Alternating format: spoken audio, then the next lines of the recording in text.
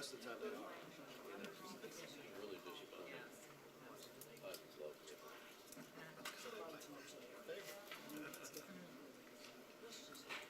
Well, yeah, you're close, yeah. Well, that's why I was. That's why I was. I got two of them. And that's 4. Jeez, we didn't tell everybody to turn their cell phone off. Turn that down. We're here at 10:30. Dirty. That's how you do it.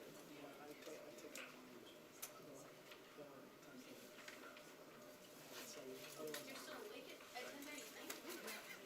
Oh, heck no. I'm like, I'm These kids are older. Yeah, I'm usually in bed by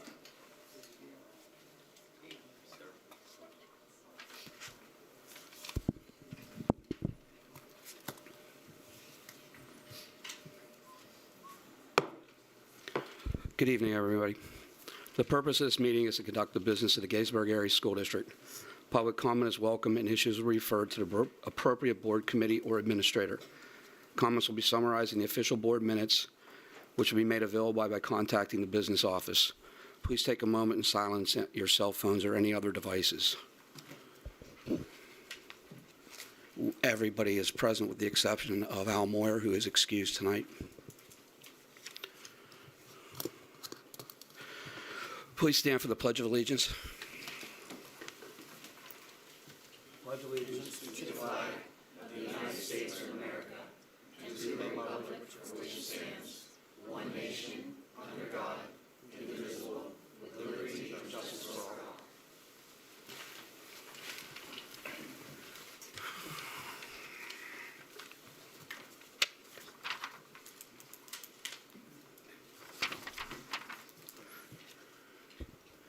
Members, you'll notice under Notice of Communications, you have that information in advance, which leads us to citizens' participation. Mike? Yep. Good evening, everyone. We have one speaker tonight, Ms. Janelle Wurzberger.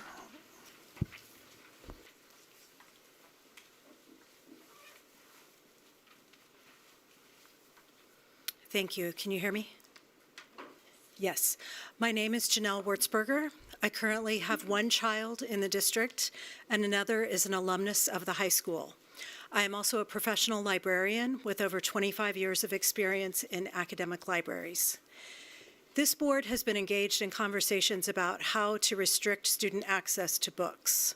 Not whether they should restrict access, but how. I am here to state clearly that I do not support restricting access to books in our school libraries. Children and young adults have First Amendment rights, just like all of us, and that includes the right to access information from our library.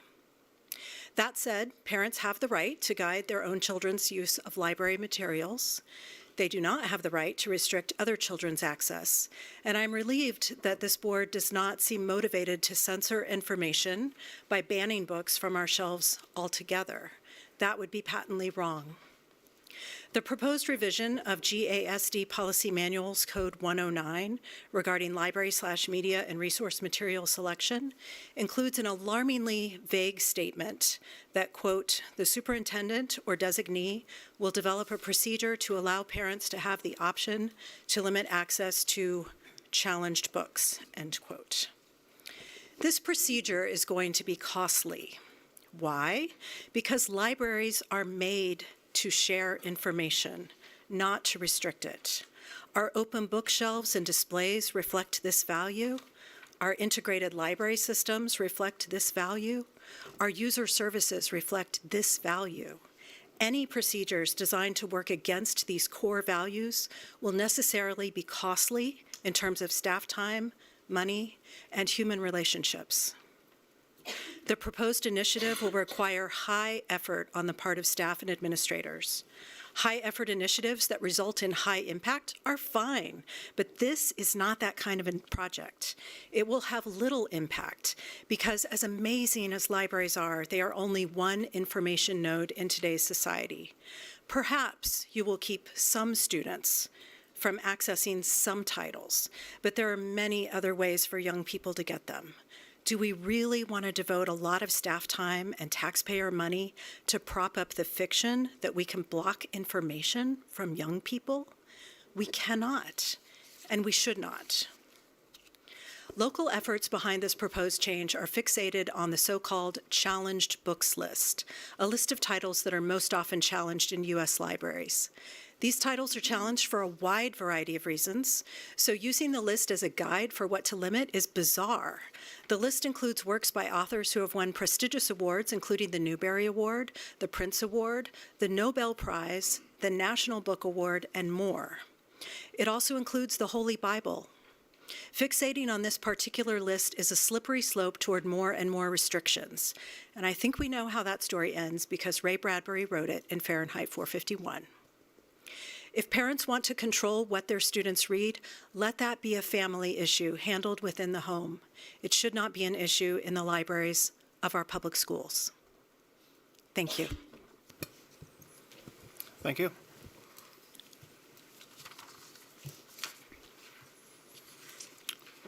Routine approvals 5.1 through 5.3. May I have a motion?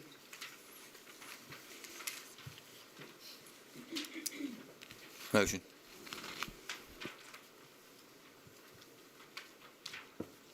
Second. Question on the motion on the floor?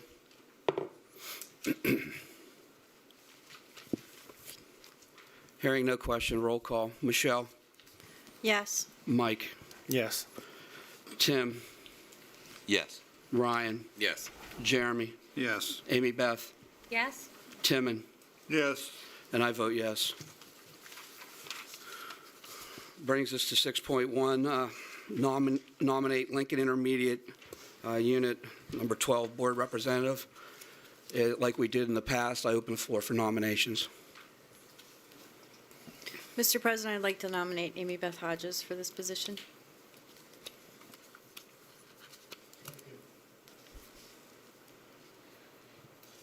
He's second. I couldn't, I'm sorry. Tim in second. Oh, okay. Sorry, I couldn't hear you, Timon. Hearing no other nominations, roll call. Timon? Yes. Amy Beth? Yes. Jeremy? Yes. Ryan? Yes. Tim? Yes. Mike? Yes. Michelle? Yes. And I vote yes. Mr. President, may I add some clarity to this particular action item, if you don't mind? Yes, go ahead. This action item is for the nomination, and the LIU board would consider the nomination for myself in April in the meeting that would be placed on the ballot. As far as serving, I will complete my service in my term up until July 1st, and then that nomination would be approved by the board and put on the ballot at that time. So I just wanted to make sure that I gave you a little additional information. I do represent not only our district, but Upper Adams and Fairfield. I don't know if you know, Jason, maybe you do. How's that switched around? Like, how long is our representation? Like, when would ours be done in, like, maybe Fairfield, or how does that work? There isn't a rotation. Okay. There isn't a rotation. It's just based on if somebody is willing to represent the group. There are times within the IU has 25 school districts, so there are times within the IU, for instance, where their board meetings are on Tuesdays and they conflict with another district's meeting. So for instance, like Upper Adams might never have a representative there. So it's just it's kind of ad hoc. That's fine. As of right now, we have 13 full board members, and I do represent 3 districts, but I also communicate directly with the 3 superintendents. I think we've all worked together pretty well to make sure that information has gone out to their districts through me, and we have open lines of communication, and I did email each of my board members prior to the meeting to make sure that they knew that that line of communication was a positive one, and I'm eager to serve and continue forward. Thank you. Thank you, Beth. 6.2, again with the Lincoln Intermediate Unit, it's their general operating budget. May I have a motion? So moved. Second. Question on 6.2. Hearing no question, roll call. Ryan? Yes. Jeremy? Yes. Mike? Yes. Amy Beth? Yes? Tim? Yes. Michelle? Yes. Timon? Yes. And I vote yes.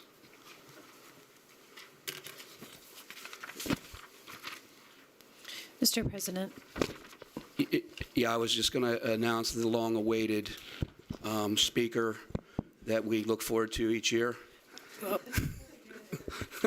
before we go there, though, I just wanted to mention, previous board meeting, I was asked of what the contribution is for GASD for the Lincoln Intermediate Unit. So it is on page 23 of the report. So the 23-24's contribution from Gettysburg is $6,742.31. That is under $33.48 from the prior year's contribution. So Amy Beth, representing the three districts, greatly voting no, didn't really cost us at the end of the day. They still went through, no matter how we voted. That would be a fair assumption, Okay. yes. Thank Our you, Belinda. district has done a fantastic job of being able to provide services, and I think that that is just as important as the LIU as we navigate through some challenges and some positive things also that we're working on. Thank you. All right, I hope that wasn't some sarcasm in that little introduction there. I know the audit is what you look forward to. Absolutely not, but the audit is and its timing and the information always is a point of contention, and we're waiting to see. Okay. So, no, that was not a slight towards you. I know audits are not fun. Just to say hello to those that don't know me, Krista Gardner. I am a partner with SEK, the engagement partner on the district's audit.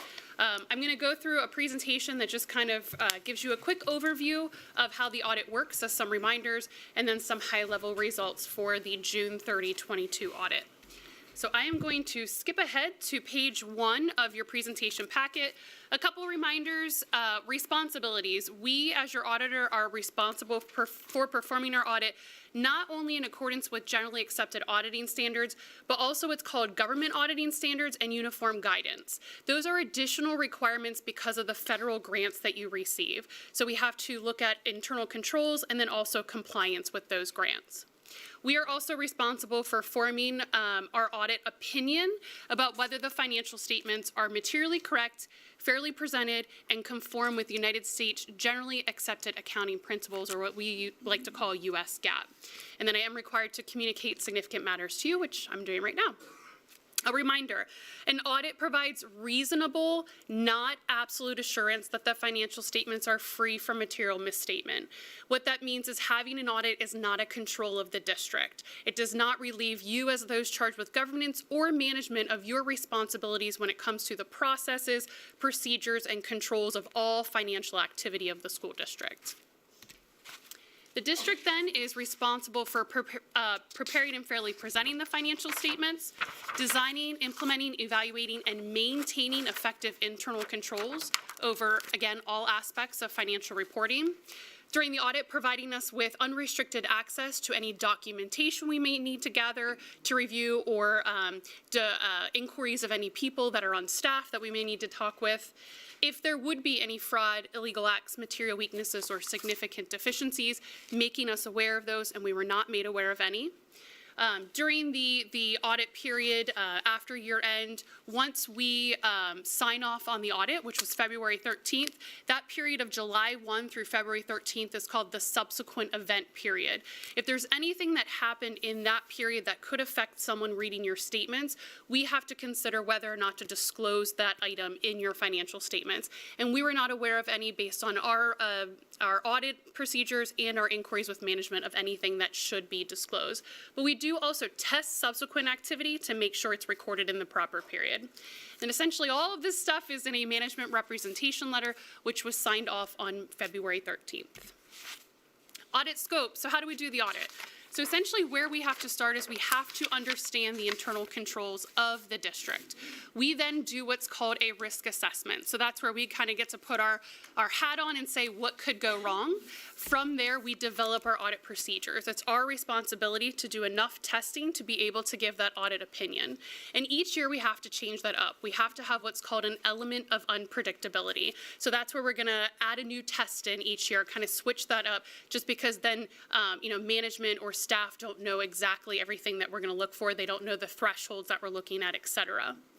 We are required to test internal controls when it comes to those federal grants, but we are not required to test the internal controls of the district. However, we do rely on control testing. We do control testing on cash disbursements of the district and also payroll of the district. So that's part of our testing. And then other testing is going to be analytics and then actually pulling supporting documentation and also confirming with third parties outside the district to make sure what's been recorded is what that individual or that entity sent or received from the district. Audit adjustments are usually a part of almost every audit. These are what we call journal entries. They are attached to the back here. Those have been reviewed with management. Those have been proposed and accepted, and those can be based on our audit procedures or their adjustments that are provided to us by management once we've started the audit. Also, there are what's called GASD 34 entries that the district relies on us to assist in preparing. So just a reminder, there are several different financial statements in your big packet. What you focus your time on a lot of your reading is going to be the fund level. So that's your general fund, your food service fund, your capital projects fund, et cetera. There is also that government-wide financial statement section. So that is where all of the debt of the district goes on the books. All of the capital assets of the district goes on the books. The OPEB liability, the net pension liability. Those adjustments to take your fund level statements to what's called that full accrual government-wide financial statements, we assist the district in preparing. So that is a separate schedule of adjustments that are also attached here. Audit results. So this is where we give 2 thumbs up, no change from prior year. It was an unmodified opinion or a clean opinion. That is the best opinion that you can get for a financial audit, as well as your compliance audit. So we have to give 2 opinions for the normal financial piece, but then also our testing of your federal programs. There were no identified material weaknesses or significant deficiencies in internal control. That is one of those legal terminology things where I can't stand here and say there are none, but we are not aware of any based on our audit procedures. So just a terminology thing to point out to you there. I'm going to go through the next couple of slides very quickly. This one talks about accounting policies or how you record your transactions. There was actually a new accounting pronouncement that took effect for June 30, 2022.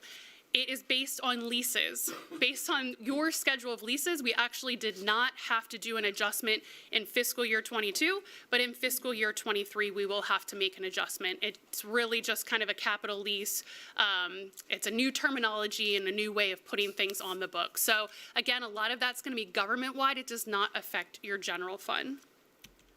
Accounting estimates, there are estimates that go into your financial statements. We as auditors are required to assess those estimates for reasonableness, and then we kind of test them each year to make sure that there's nothing that's coming in way off what was estimated the next year. Those estimates can be useful lives for capital asset depreciation, a lot of the items that go into your net pension liability calculation, OPEB liability calculation, and then your estimate for plan con receivables. Disclosures, there's a lot of footnote disclosures that are attached to the financial statements. We always like to point out those that are really sensitive to the reader as far as those items that are kind of big changes. This for you usually includes your long-term liabilities, which also includes your defined benefit pension plan and your other post-employment benefit plan.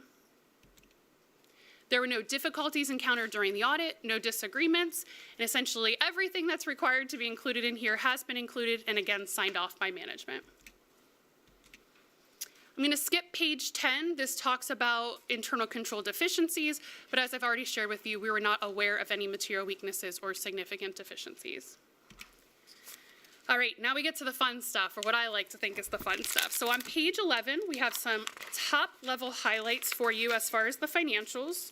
If I can get to page 11. All right, so what you're looking at here is the general fund budget versus actual. The final budget, again, you do some budget transfers throughout the year, so this is your final budget where you ended for fiscal year 22 is on the left, actual is in the middle, and then the variance is in the right-hand column. Total revenues, that reddish line item there, you can see total revenues, the actual was about $457,000 under budget. Total expenditures in that blue line item was about $2.5 million under budget. And so what that gives us as far as an excess deficit, or sorry, an excess of revenues over expenses of about $911,000.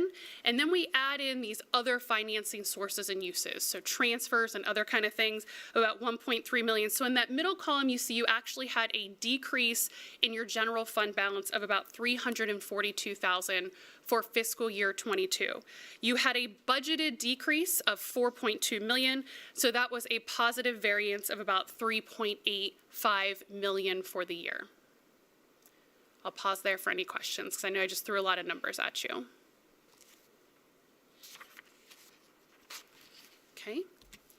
Moving on to the next page, talking about that fund balance, you have different categories of your general fund balance. The top section is what's called non-spendable. We can't pay the bills with these amounts. These are going to be inventories and prepaid expenses. So it's about $310,000 of your general fund balance that is considered non-spendable. You then have what's called restricted. Restricted means someone from the outside is restricting those funds. So you have about $2.65 million in Lincoln Benefit Trust that again, you can't really use to pay the general bills of the general fund. So that's restricted by an outside party.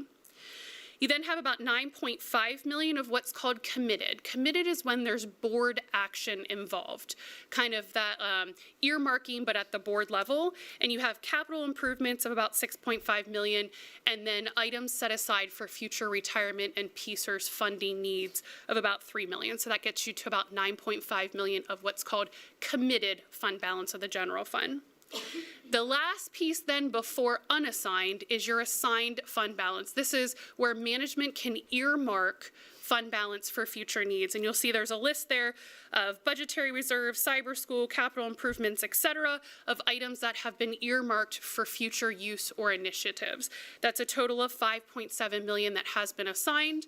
And then what is left over is about $5 million of unassigned fund balance for the general fund. And that's a total of $23.3 million general fund balance at June 30, 22. Just a reminder, this will change the very next day on July 1. It is 1 day in time.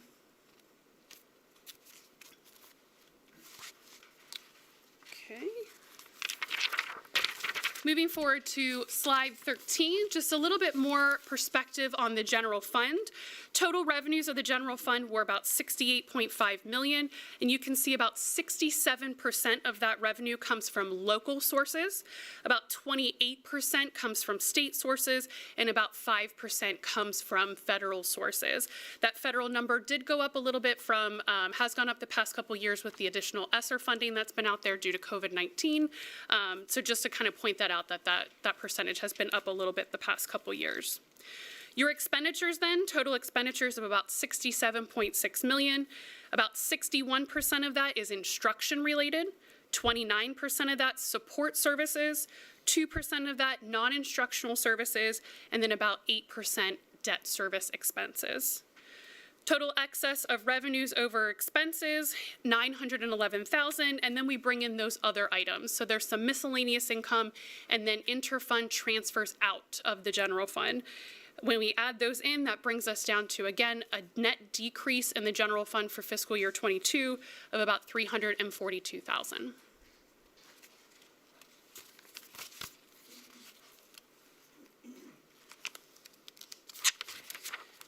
Slide 14, I just wanted to point out there was kind of a wonky item here related to ESSER funding. In about November, late November of 2021, you actually got your ESSER 2 funding approval. What that allowed you to do at that time was to retroactively go back to the prior year and apply that funding to expenses that had happened before fiscal year 22, so in fiscal year 21. The district elected to do that to the tune of about $560,000. What that does for the financials is you had $560,000 of expenses in fiscal year '21, but you had revenue that covered that, or kind of you reimbursed yourself for that in fiscal year '22. Normally in government accounting, we like to have apples versus apples. We like everything to be in the same time period, but just because the way the ESSER contract happened, it was not approved until way after the fiscal year '21 was over. You essentially had those expenses in one year and the revenue to cover it in another. All I did on this page is just kind of re-show you what fiscal year '21 would have looked like if we took that revenue out of fiscal year '22 and put it in the year where you had expenses. This is just for analysis. It is recorded properly in the two different years, but just so you could see what that meant for the 2 years if they were matched up. I'll say properly, but they are actually properly recorded as they are in the statements. All right, I didn't want to forget the other funds. Page 15, it talks about the operations of the food service fund. This one's a little wonky as well, where your operating revenues do not cover your operating expenses, but that's because you get a bunch of what's considered non-operating revenue. So that's state and federal sources that you get in order to help cover the operations of the food service fund. And a lot of that comes with free and reduced lunches, which all have been free the past 2 years because of COVID-19. So you can see your net change in position of the food service fund is about $818,000 for the year. A couple other reminders for food service fund. This is a proprietary fund, meaning it operates like a business, and therefore it is full accrual. You have non-cash items recorded here like depreciation. You have capital assets on the books. The net pension and OPEB liabilities related to the food service fund are booked here, and there is no debt for food service, so you don't have that. But there are non-cash transactions that are included, and also those full accrual type items. Page 16, I don't want to leave out the other funds. You've got your capital projects fund, your capital projects reserve fund, capital projects bond fund, and then a little bit of activity in the debt service fund this year. As you can see on the left-hand side, the capital projects reserve fund had a net change in balance of $642,000. The capital projects bond fund had a net change in fund balance of $15 million. That's because of your '22 debt that you received, and that is sitting there to be spent. And then you did have a decrease of about $3,800 in the debt service fund, and that was just activity that carried over and finished out in fiscal year '22. That is all I have. The rest of the presentation is the journal entries that are attached. Any questions for me?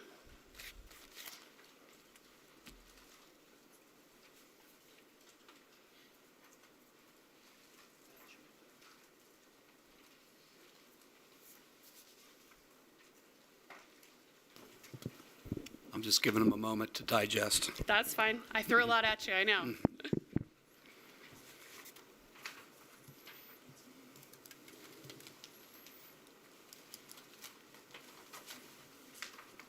Well, I've been holding off on glasses, but I'm pretty sure I need them now. This is the smallest print I have ever seen in my whole life. We try to fit it on there as best as possible.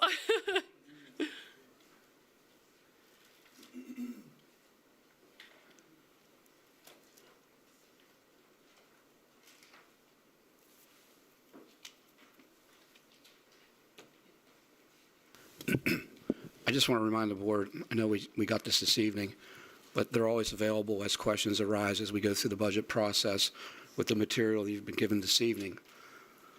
So, I mean, if you have a question this evening, feel free, but the door's open Absolutely. now throughout the budget process. Would you mind on page 13, if we could Sure. scroll back, would you be able to describe, as we move further down on that page 13, the other financial sources? Could you explain the interfund transfer out? I can. So that was to the capital, hold on, memory. Let me make sure I've got the right thing here. So that was a transfer out of the general fund to the capital projects. Yes. So it was a transfer of money out of the general fund to the capital projects reserve fund, that entire amount. Okay, thank you very much.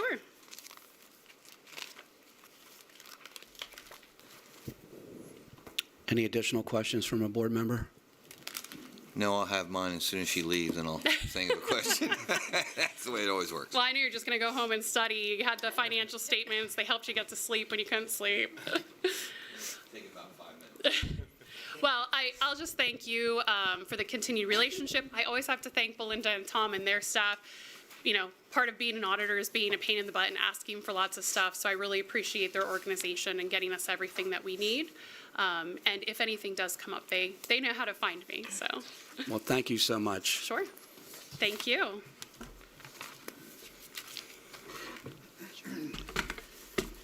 The next informational item for this evening is 7.2, Policy 109, Library, Media, and Resource Material Selection.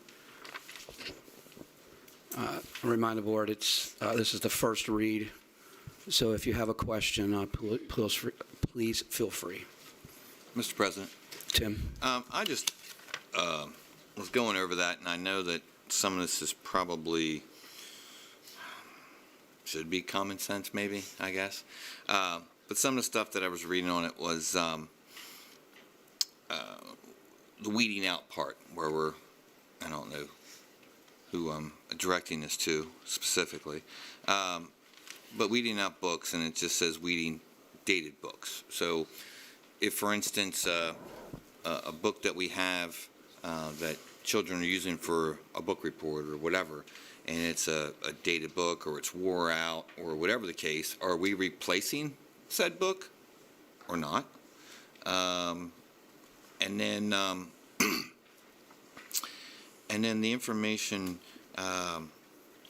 like almanacs, yearbooks, it says that they're going to be deleted when new publications come out. And I'm assuming that we'd want to have old atlases for research. The way it reads is we would only have the newest edition of an atlas or the newest edition of a yearbook or so on and so forth. And then books on medications, inventions, economic science, they're going after 5 years. Are we not keeping books from 40 years ago to go back and research on for inventions in medicine and economics? It's just the questions I have. The way that policy reads, that's what it's asking me. I would think that we'd want to keep that stuff in there for. So the only change to the policy is the red statement at the very, very bottom. Policy 109, they do weed the collection, and we try to make sure that the books that are weeded, either due to the fact that it might be outdated or you have 25 copies of something or whatever. We tend to do that either through auction or through providing them to nonprofits that can utilize the text. But they try to keep most of the collections up to date, just because we want certainly people doing research to utilize the most recent information on whatever topic that they might have. But all of that would still be the same with this policy. The only change being the addition of that last statement that's in red. All right. I just thought it was odd. And maybe I was reading it wrong.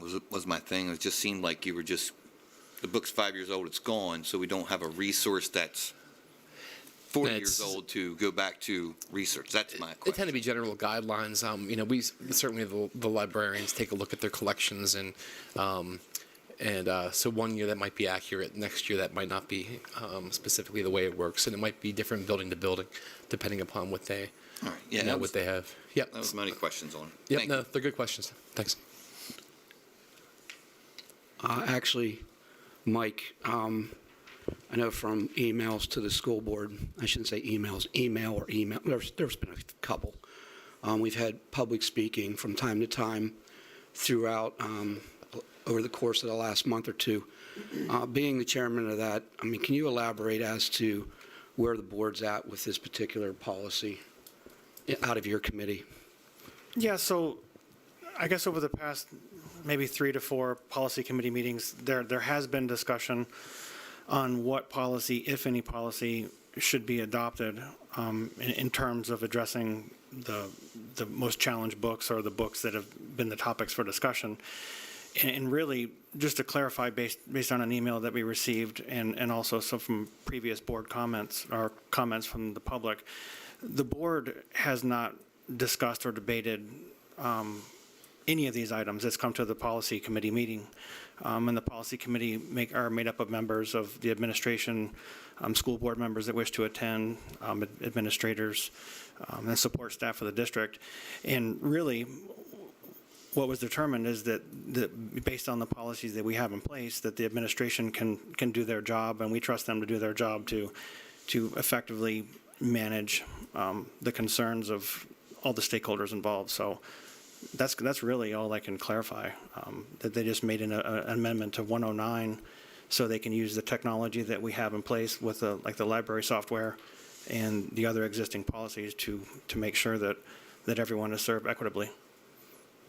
So, and I just say this for clarification, because ultimately, over the years, the topic keeps coming up, and I don't know if it's miscommunication from me or from the board itself or from the community. We're not banning books. That's never been on the table. It's not on the table today, correct? No, it's not on the table. In fact, we don't want to get in the business of labeling books, rating books, discussing who should or should not have access to it. We just want to let the parents make informed consent decisions and do what's best for their families. I also think it's important for, I mean, it may not be all of us, but I have full faith in our librarians. In fact, they're the professionals, and I respect them tremendously. One of my mentors is a librarian, and I don't want them to not feel supported by this board, and I feel like a lot, are really in a limbo state and feel as though this board maybe is trying to control what is and is not viewed within the libraries. I just personally wanted to kind of break out to make sure that, at least from me, that the librarians felt supported by someone on the board. I appreciate that. And having attended the policy meeting, I never got that impression. I think the board supports all the staff here. I think this will get worked out again in policy and come for a second read. I don't know how else better. What my take is that what Mike just said. We're looking to streamline everything, and I'm not looking to burden down any staff, whether it's from the library system to the mathematics department. I don't think it's the goal of this board to do that. At least that's my personal opinion. Anything additional on 109 on the first read? That brings us to 7.3, Policy 610, purchases subject to bid or quotation. All three of the policies that are finance related are simply changes to financial amounts that are driven by the Department of Labor. So those are the only changes. So 7.3 and 7.4? 7.3, 7.4, 7.6, the AG, yeah. Are there any questions on 7.3, 7.4, or 7.6?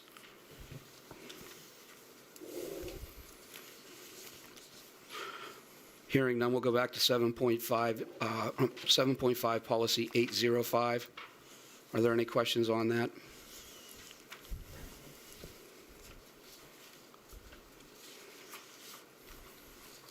Hearing none, 7.7, the guideline 906, citizen complaints. That's just an updated AG that would align with the change to Policy 109. Are there any questions?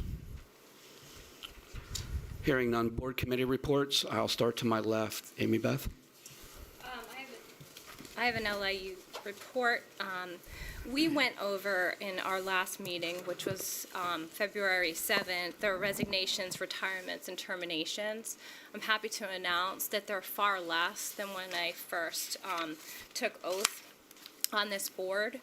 As we move forward within our meeting, we went over job descriptions and adoptions. We went through a list of jobs and descriptions. They range from executive assistant director to custodians. There were quite a few, which I will not detail, but let you know that we were very thorough as we reviewed. We had one action item at our meeting, which was a request to conduct a dissertation study. That recommendation was for a motion to grant approval for Mr. Holtzman of the Waynesboro area. He will be doing a dissertation on the teacher's view of compensation factors when choosing an employer. To complete, we had board reports.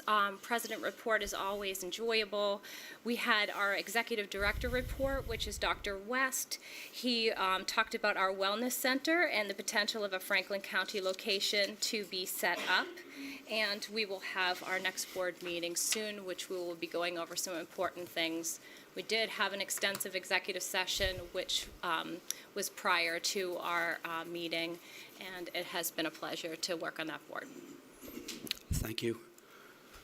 To my right, Tim. Sorry. Building and Finance Committee will be meeting this Thursday at 4 o'clock here at the admin building. Jeremy. Nothing at this time. Our meeting was canceled last month due to inclement weather. We actually have one tomorrow, so hopefully next meeting. Thank you, Mike. Yeah, and just a quick update.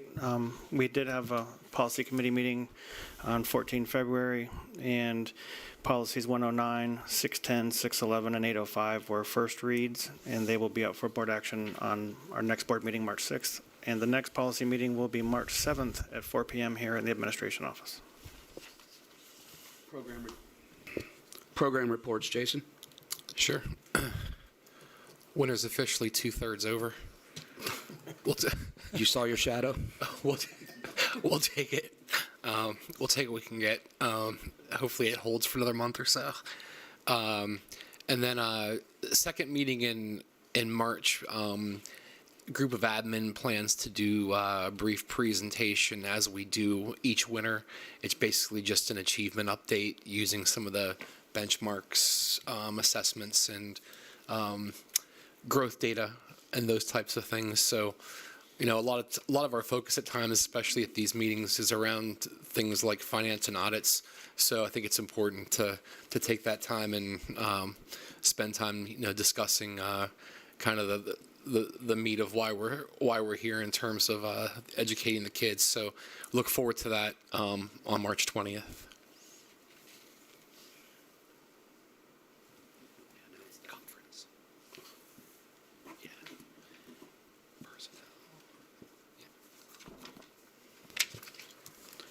Thank you, Jason.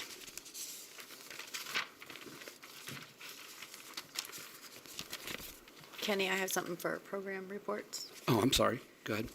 I just want to let everybody know that the high school musical will be March 3rd and 4th. That's not this coming weekend, but the following weekend. Show on Friday is at 7, and show on Saturday is at 2 and 7. This year's musical is Pippin. The kids have been working hard, and they would appreciate the community support. Thank you. Before we take a motion to recess, the board's going to go into executive session and an administrative conference after that, immediately following the meeting. Our next board meeting is scheduled for March 6th at the same location. May I have a motion to adjourn? So moved. We stand adjourned.